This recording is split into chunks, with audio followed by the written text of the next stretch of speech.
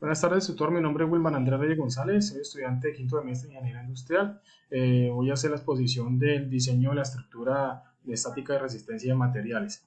Bueno, primero, ¿cómo se calcula la longitud de todos sus elementos de la cercha, ¿no?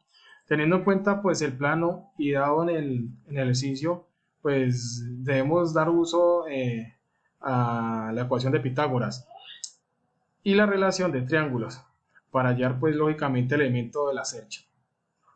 Eh, Inicialmente tenemos que la longitud de la cuerda inferior tiene 9 metros, además del ángulo de 30 grados, pues con esto podemos hallar la longitud del elemento de J.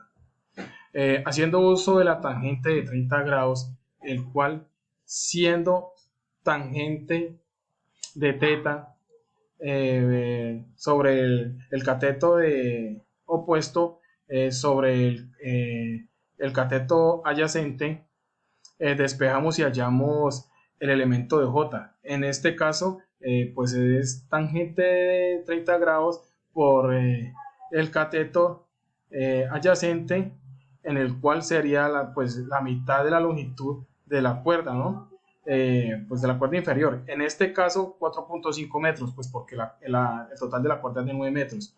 Teniendo en cuenta de que 2,6 metros del elemento ya tenido en estas longitudes, y viendo pues la de J, pues la similitud que tenemos en los triángulos, pues hacemos también pues ahí el uso de la relación de los triángulos, pues para hallar los elementos de CK, BL, EI y FH, para posteriormente hallar los elementos BK, DK, etcétera, pues para terminar lo de la cercha. Prácticamente son los mismos lo de una parte a los otros, pues por medio de la ecuación de Pitágoras. ¿Cómo determinamos las cargas vivas, muertas, pues externas?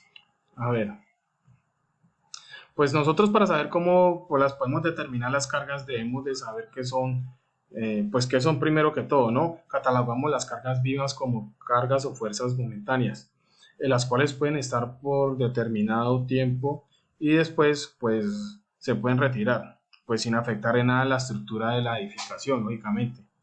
Eh, de la edificación o de la construcción, pues en este caso la única carga pues viva que podemos tener en cuenta es el peso promedio de la persona que estará pues realizando la labor en la cercha multiplicada pues por el área de influencia de la cercha. Para las cargas muertas pues debemos tener en cuenta también el peso de cada elemento que conforme a la estructura, en este caso pues el propio peso de la cercha, se debe tener en cuenta el tipo pues de ángulo y la cantidad de metros pues del mismo ángulo. Y esto lo debemos de multiplicar por la densidad del material, pues en lo que estamos hablando es del perfil, por la gravedad, el número de las correas, siguiendo los mismos parámetros de la cercha, pues al igual que los metros cuadrados de la teja usados en cada cercha.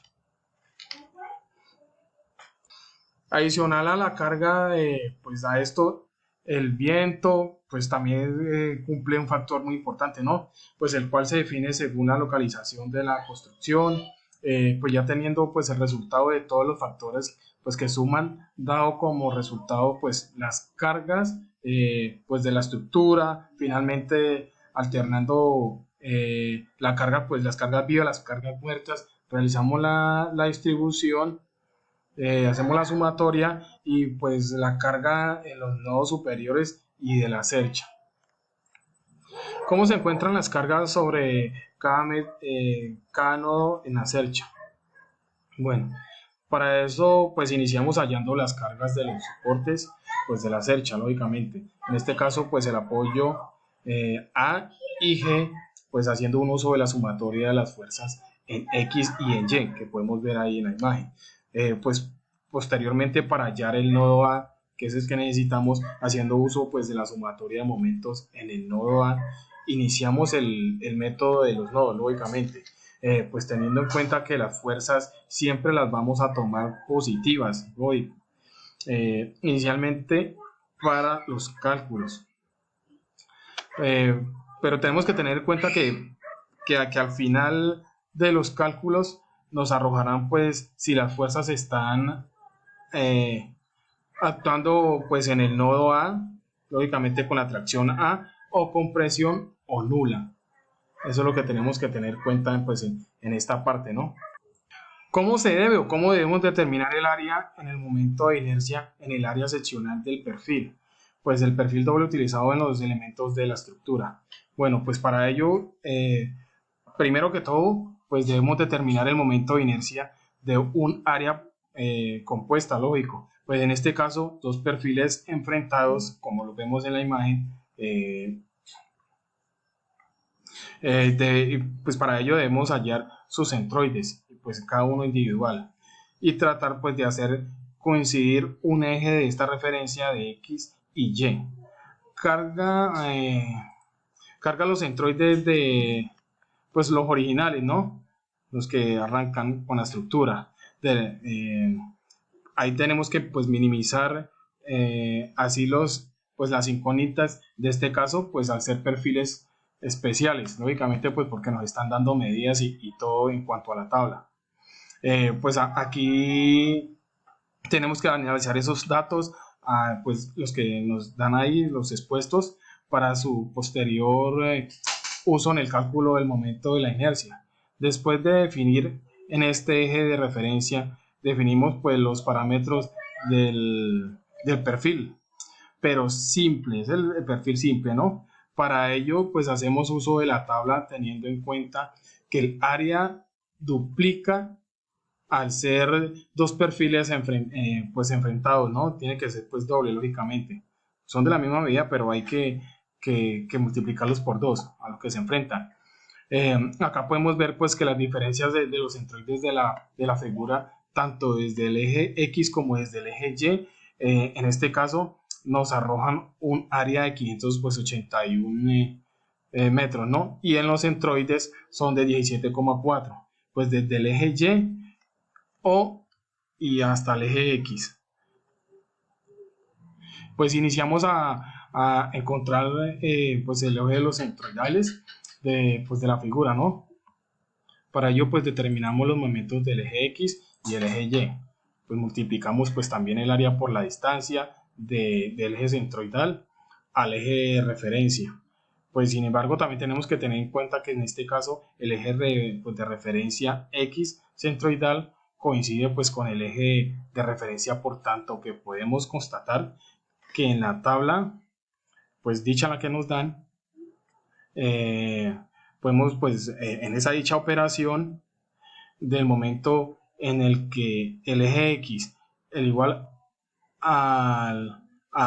pues a 0, al igual a 0, sí, lógico.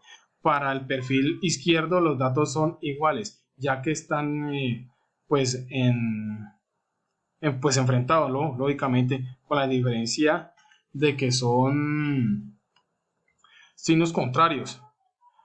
Usted, pues al enfrentar los dos perfiles, el de la parte derecha queda positivo, el de la parte izquierda queda negativo. Pues después de este proceso, a realizar la suma pues, del área y de momentos para hallar el centroide de la estructura, pues esa estructura es una estructura compuesta. Por los dos, pues por los dos lados, eh, eh, definimos pues que hay que dividir en el momento de X, pues porque pues el área para coordenada pues de X, y dividiendo el momento en que X por el área para hallar pues, la coordenada pues en Y. En este caso concluimos que el centroide de la figura compuesta coincide con los ejes pues, de la referencia. Pues aquí lógicamente pues tenemos que pasar a pues, aplicar el teorema de Snyder. Pues para hallar el momento de inercia, que lógicamente tenemos que por obligación realizarlo, para ello pues multiplicamos el momento de inercia X con respecto a su eje centroidal más el área por la distancia, pues de igual cuadrado lógicamente, y esto más el momento de inercia pues de X nuevamente, más el área por la distancia al cuadrado. Lo mismo tenemos que hacer, que tenemos que realizar pues para hallar el momento de inercia en Y. Nuevamente tenemos que volver a desarrollar lo mismo que se hace en X, lo tenemos que hacer en Y pues para que nos dé el mismo resultado. Con esto concluyo mi explicación y muchísimas gracias.